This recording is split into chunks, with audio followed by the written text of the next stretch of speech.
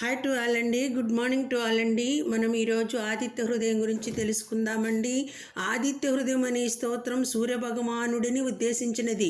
రామాయణం యుద్ధకాండలో శ్రీరాముడు అలసట పొందినప్పుడు అగస్త్య మహర్షి యుద్ధస్థలానికి వచ్చి ఆదిత్య హృదయం అనే మంత్రాన్ని ఉపదేశిస్తారు. ఈ ఉపదేశం అయిన తర్వాత శ్రీరాముడు రావణాసురుడిని అతుడిని చేస్తాడు. వాల్మీకి రామాయణంలోని యుద్ధకాండనందు 107 స్వర్గలో ఈ ఆదిత్య హృదయ శ్లోకాలు వస్తాయి.